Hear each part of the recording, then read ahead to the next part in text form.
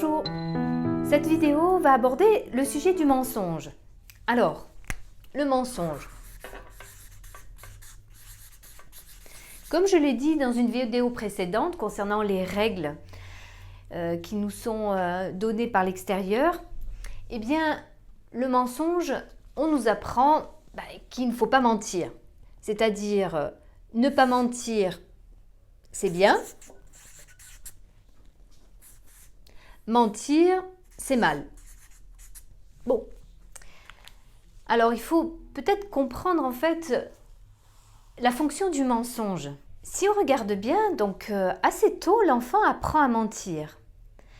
Parce qu'il comprend que ne pas dire la réalité lui permet certains avantages. Alors, nous allons retrouver, pour ceux qui me suivent, eh bien, ces deux émotions que l'on retrouve systématiquement dans tout ce qui va concerner notre vie et nos difficultés par rapport à la vie, c'est que finalement, le mensonge, il permet quoi? Il permet soit d'éviter quelque chose qui nous fait peur. J'ai peur que quelque chose se sache. J'ai peur que quelqu'un sache quelque chose sur moi. Donc, ça va protéger mon ego du regard des autres. Soit, ça va me permettre de ne pas ressentir de frustration parce que si je ne dis pas quelque chose, eh bien, peut-être que je n'aurai pas de mauvaises conséquences qui me priveraient de quelque chose. Et auquel cas, là encore, je protège mon ego de cette frustration. Donc on voit bien que finalement le mensonge, c'est bien quelque chose qui a à voir avec l'ego, avec la personnalité. Et plus je veux protéger mon ego de mes peurs et de mes frustrations, plus je vais avoir tendance à mentir. Et sachez qu'un enfant, il va apprendre cela, il va comprendre à quoi sert le mensonge. Et donc si on reprend les colonnes de Beck, admettons quand nous sommes enfants, une situation où je me fais punir à l'école, par exemple. Donc là, l'émotion, c'est déjà la frustration d'être puni déjà à l'école.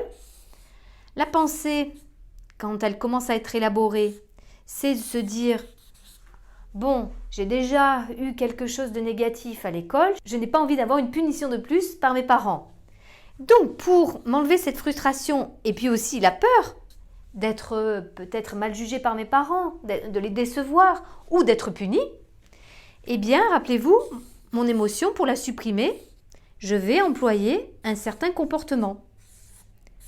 Et le comportement que l'enfant apprend à avoir pour supprimer rapidement ses peurs et ses frustrations, eh bien, c'est de mentir. Et il voit, en tout cas pendant un temps, que ce comportement de mentir va lui permettre d'enlever une certaine frustration d'être puni et lui enlever la peur peut-être de décevoir ses parents.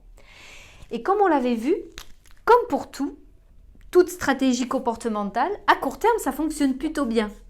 C'est-à-dire que si ça fonctionne, si mes parents ne voient rien, eh bien, j'ai évité la peur et la frustration. Mais évidemment, comme toute stratégie comportementale, à long terme, ça ne fonctionne jamais. Et là, en l'occurrence, l'apprentissage pour l'enfant, c'est de comprendre que le mensonge va créer une problématique relationnelle, une problématique de confiance. Parce que si je commence à dire des choses qui ne sont pas la réalité, les personnes en face de moi vont à un moment donné douter de moi et ne plus croire forcément ce que je dis. Et donc c'est pour ça que l'enfant passe par cette phase du mensonge, pour lui permettre d'apprendre cela. Rappelez-vous que un moins se transforme toujours en plus.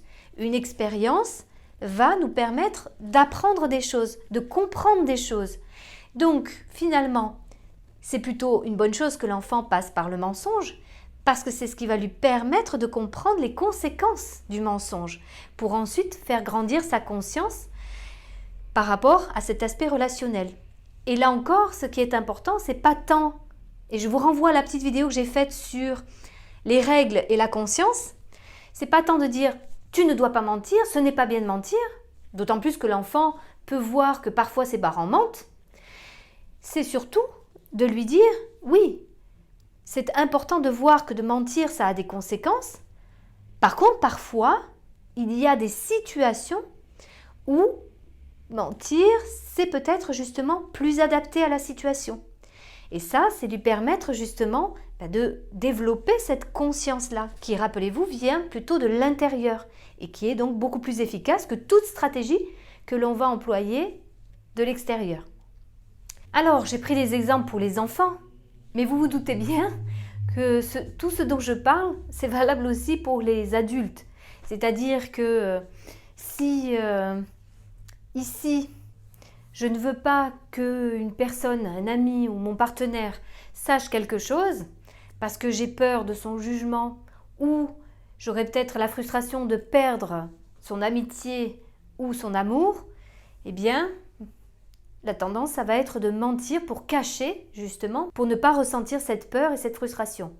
Mais une fois de plus, à court terme, ça peut très bien fonctionner. À long terme, ça ne fonctionnera pas.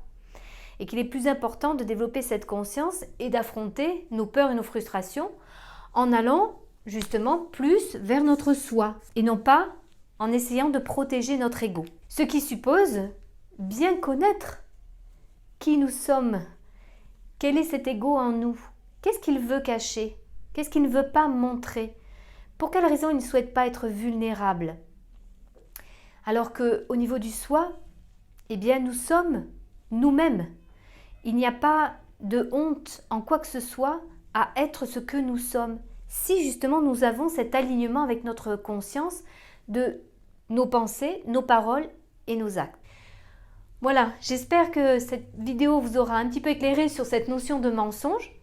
Comme d'habitude, si vous avez besoin que je réponde à certaines questions pour éclaircir certaines choses ou des commentaires, n'hésitez pas à les mettre sous la vidéo. Je vous remercie, vous dis à très bientôt.